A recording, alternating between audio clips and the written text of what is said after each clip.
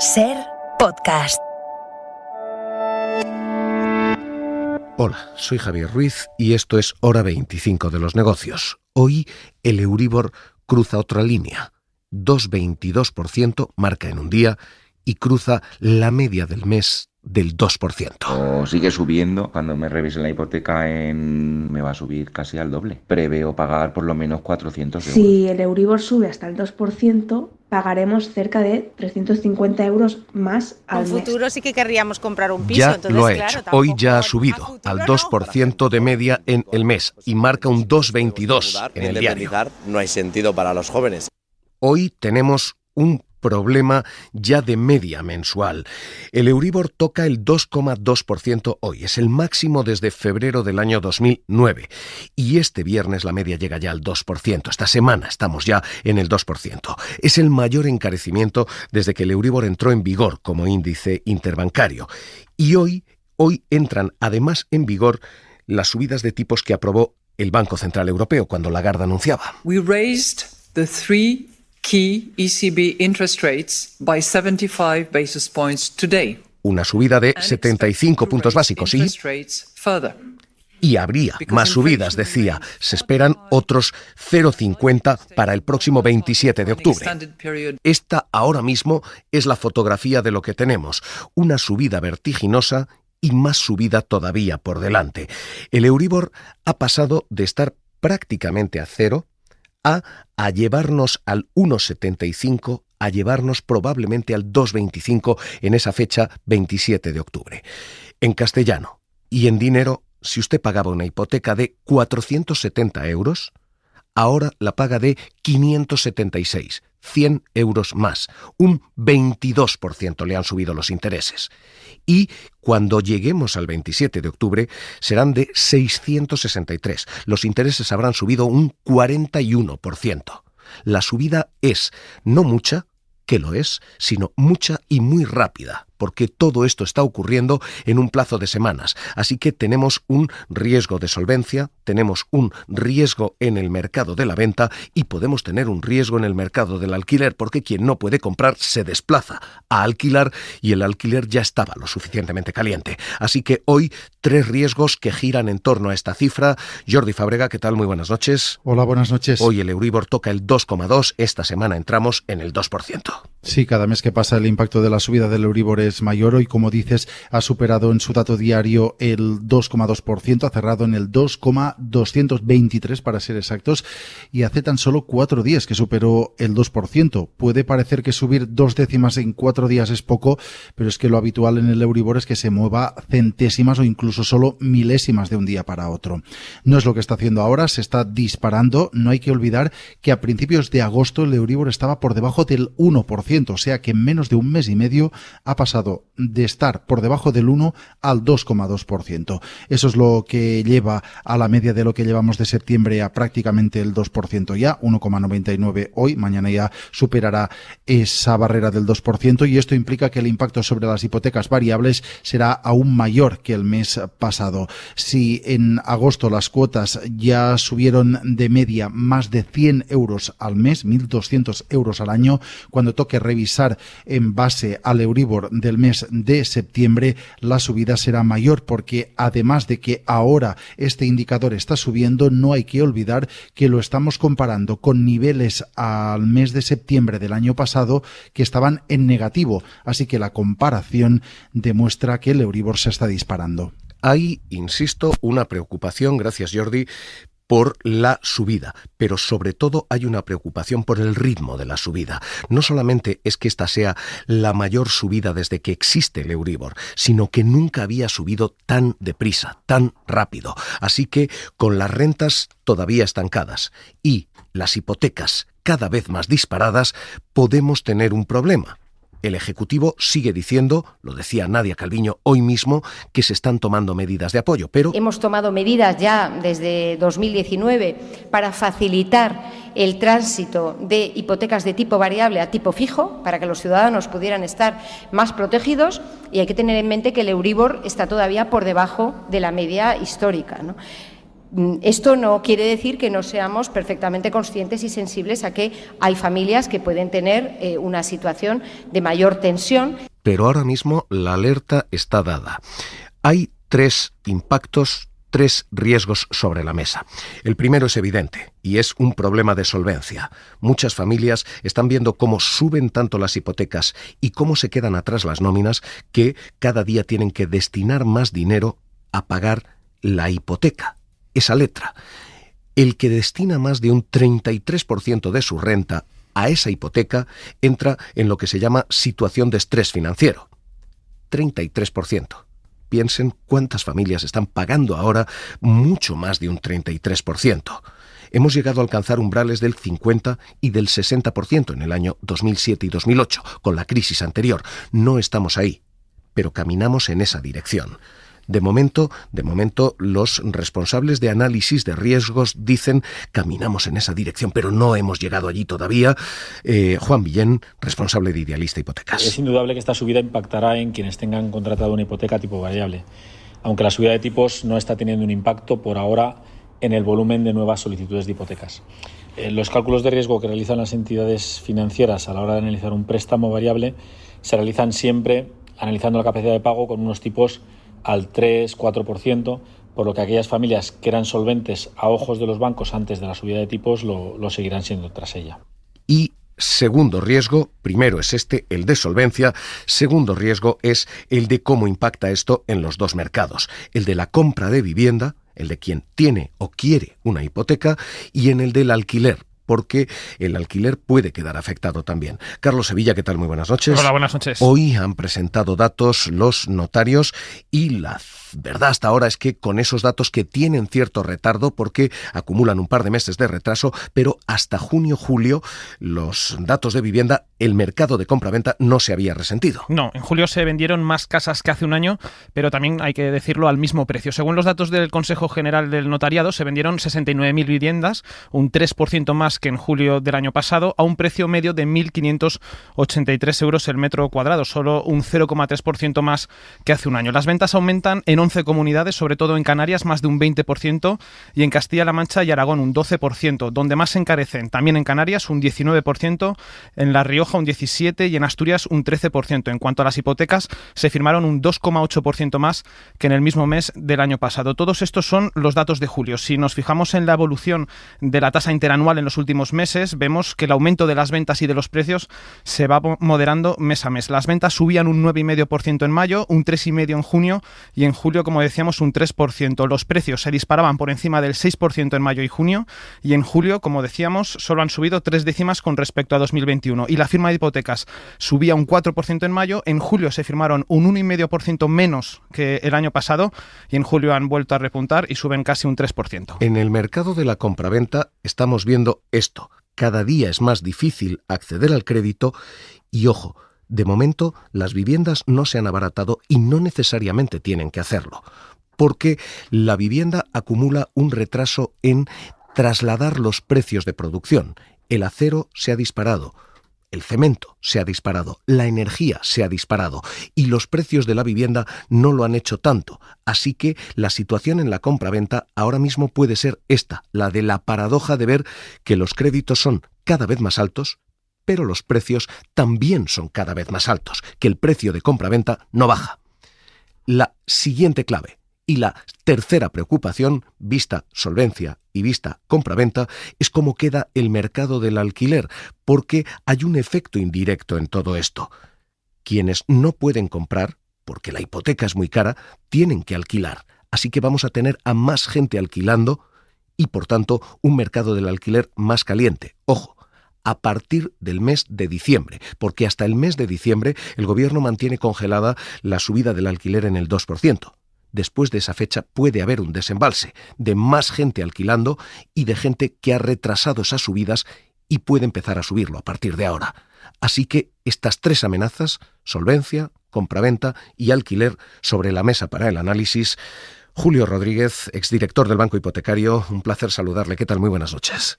Igualmente, Javier, buenas noches. Tenemos primero un problema de solvencia. Las hipotecas fijas a tipo fijo son 1 de cada 4. En el mercado nuestro y en el parqué nuestro, 3 de cada 4 siguen siendo Euribor.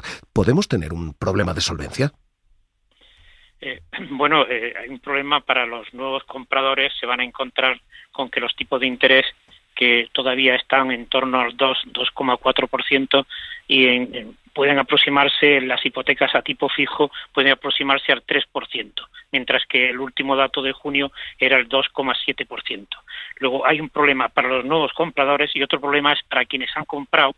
Las actualizaciones del Euribor supondrán que el tipo puede subirse sustancialmente con estas elevaciones del Euribor que antes han mencionado, y entonces cuando la cuestión, y yo creo que la subraya muy bien, esto se pone dramático cuando el esfuerzo de acceso a la vivienda supera la tercera parte de los ingresos. Es decir, mucha gente ha comprado a tipo de interés variable destinando a la compra un 20 o un 30% y ahora pues puede dispararse. Yo incluso cuando he visto que ha habido por parte de algún partido, sindicatos, de que debía ayudarse por esta subida a los compradores de vivienda que tienen hipotecas a interés variable, yo he pensado siempre que debía mirarse una cosa, siempre que esa subida del Euribor implique que el esfuerzo destinado a la compra de vivienda supera la tercera parte.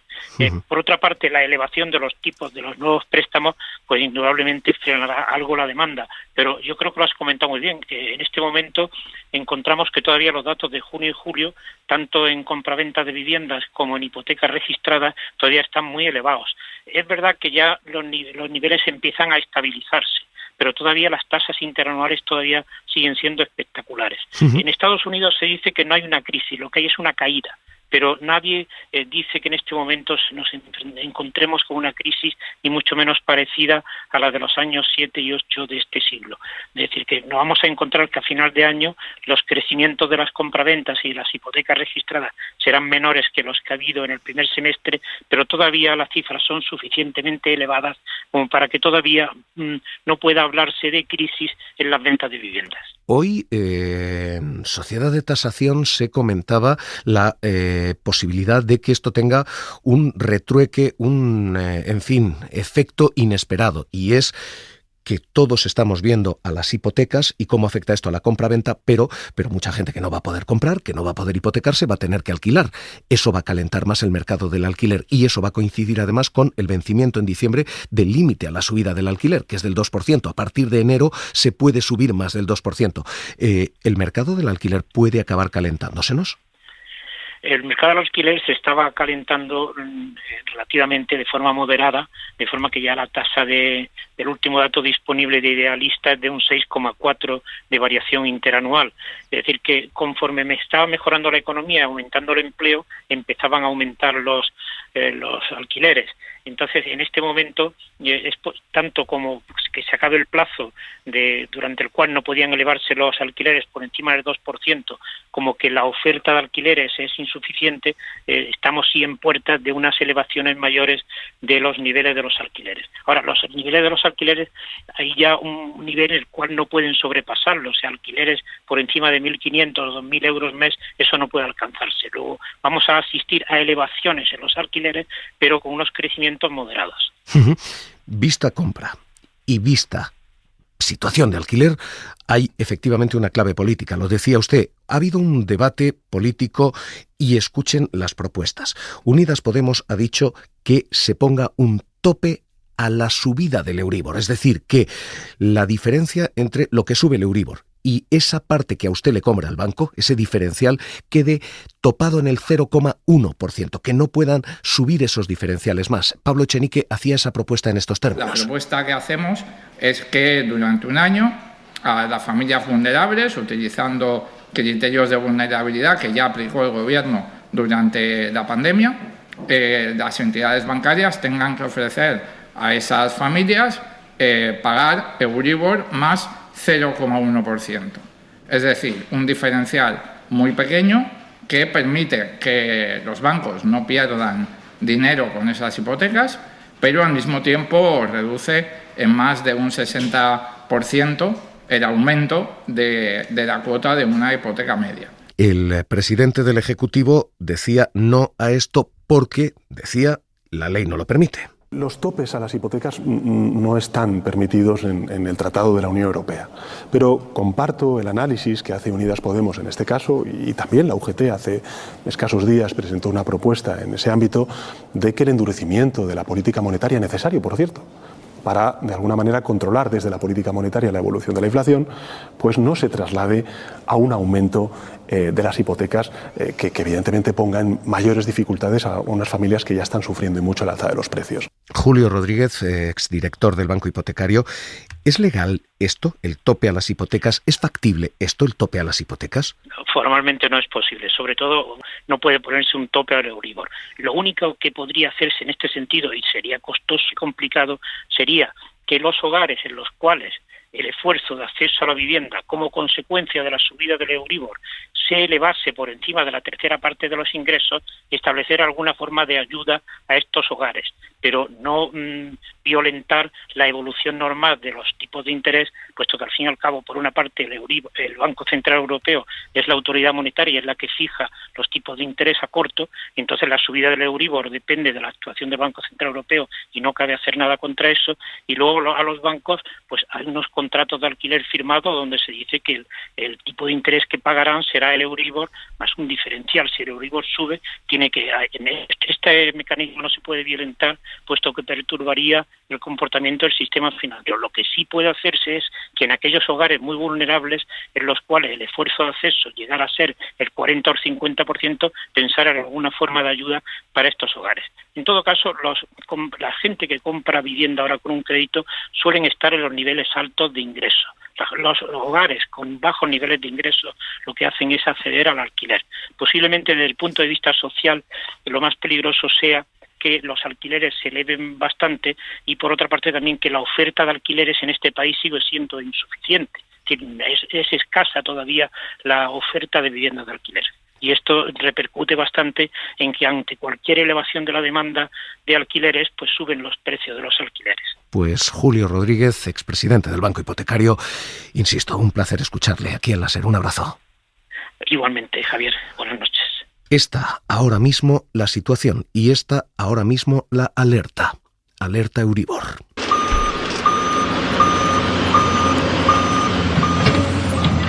Con una situación de obras paradójica. Los precios de la vivienda pueden seguir subiendo, todavía no han repercutido todos los aumentos de precio, de cementos, de energía. Los precios pueden encarecerse todavía más y al mismo tiempo las hipotecas pueden encarecerse todavía más. Empezamos a tener indicadores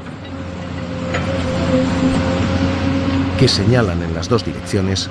Eso, señala hoy García Montalvo en el diario Expansión, es la señal de un cambio de ciclo. Cuando no todas las luces son verdes, ni todas son rojas, es momento de cambio. Cambio de ciclo en el mercado de la vivienda. Hora 25 de los negocios, seguimos. Hora 25 de los negocios, con Aimar Bretos y Javier Ruiz. En los mercados está la otra cara de toda esa subida de los tipos. Quienes se benefician de esas subidas son fundamentalmente los bancos. Y hoy, de los 1, 2, 3, 4 y 5 valores que más han subido en nuestra bolsa, los 5 son valores bancarios. De hecho, eso es lo que explica que hoy el IBEX haya tirado, porque a esta hora la bolsa abierta, Wall Street, está absolutamente plana, sino en rojo. El Dow Jones está prácticamente empatado, el Standard & Poor's cayendo un 0,4%, el Nasdaq cayendo un 0,6%. Carlos Sevilla, ¿qué tal? Muy buenas noches. Hola, buenas noches. Y hoy la banca, aprovechando esa subida de los tipos, la actual y la que viene. Sí, como decías, a la cabeza de la subida se han colocado hoy 5 bancos en el IBEX que siguen celebrando la subida de tipos del Banco Central Europeo. Casi un 6% se ha notado CaixaBank, más de un 4% Sabadell y Bankinter y más de un 2% BBVA y Santander. En el otro lado destacan las caídas de Repsol, más de un 4%, e Inditex, que cae más de un 1,5% tras las fuertes subidas de ayer. El IBEX 35 es el que mejor lo ha hecho entre las principales bolsas europeas, donde las caídas han llegado al 1% en el caso de París, y medio punto ha perdido el DAX alemán. El selectivo español ha ganado un 0,4% hasta quedarse en los 8.085 puntos. Darío García, analista de XTB, ¿qué tal? Muy buenas noches. Buenas noches, Javier, ¿qué tal? Tenemos CaixaBank ganando hoy casi un 6%, el Sabadell ganando casi un 5, un 4,9%, Bankinter 4,4%, el Santander un 3,5%. En fin, ¿la banca todavía tiene que ganar en esta subida de tipos? Por supuesto. De hecho, el contrapunto es que durante estos últimos 2 años, precisamente la banca, salvo alguna excepción, ha sido la que peor lo ha pasado, seguido del sector tecnológico, o más o menos empatados. Un contexto en el que hemos visto los datos de IPC esta semana muy negativos, los datos del IPP, que son los precios de los productores, y las ventas minoristas que hemos visto en Estados Unidos, que siguen generando un sobrecalentamiento de la misma. Lo que estamos viendo es que prácticamente la Reserva Federal y el Banco Central Europeo van a tener que ser mucho más duros, porque el objetivo de la subida de tipos de interés es afrontar la inflación, y la única manera de hacer eso es destruyendo esa parte de la demanda que a través del crédito o de subsidios o de ayudas, es decir, no fruto de exclusivamente su trabajo, están permitiéndose mantener un nivel adquisitivo que está fuera de la norma, precisamente porque el famoso quantitative easing de estos últimos años, tanto del BCE como de la Reserva Federal, han inyectado una liquidez a la economía que no debiera existir a día de hoy. ¿Y dónde ven ustedes a la banca? Insisto, con subidas como esta, ¿qué recorrido más le quedan a esos valores, tanto doméstica como internacional? Pues en principio deberá estar todo muy alineado con los niveles, por ejemplo, de rentabilidad de la renta fija, tanto el bono a 10 años en Estados Unidos, que está en línea de rentabilidad ya por encima de los niveles objetivo de los tipos de interés de la Reserva Federal para este año. Por parte de los bonos europeos, el Bund de referencia en Europa también está en línea con ese famoso objetivo del 2% del BCE, y recordemos que el Euribor diariamente ya está cotizando por encima del 2,1%. De hecho, la media de este mes de septiembre ya se sitúa más cerca del 2% que del 1,5%. Por lo tanto, parece que los objetivos están bastante claros, y aunque pudiéramos ver un incremento de la actividad bancaria, por otro lado hay que recordar que existe un sentimiento del consumidor que llegará un momento que no podrá hacer frente a sus niveles de consumo actuales, y el sentimiento del inversor, que aunque tenga la capacidad de poder invertir, lógicamente, si estamos viendo que todavía no hay techo en los tipos de interés, el contrapunto es que todavía no hay suelo en los mercados financieros. Claro, esa es la otra parte y el reverso de todo esto. Si los bancos van a ganar y en bolsa van a ganar más, cuando el Banco Central Europeo anuncia esto, que habrá más subidas de tipos,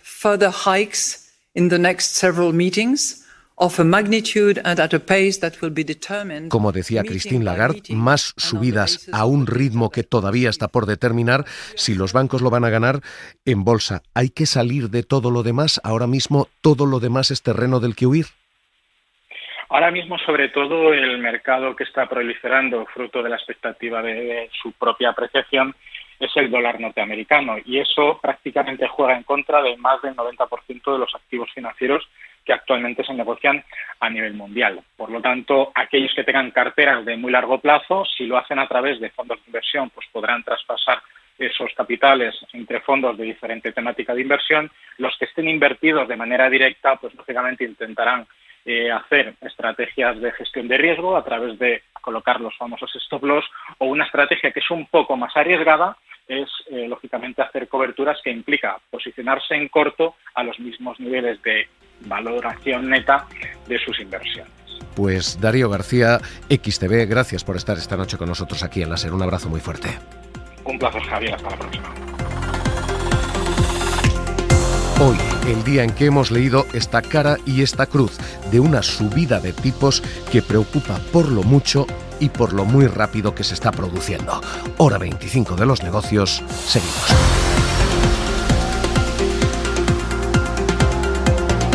Suscríbete a Hora 25 de los negocios. Todos los episodios y contenidos adicionales en la app de Cadena SER y en nuestros canales de Apple Podcast, Spotify, iVoox, Google Podcast y YouTube.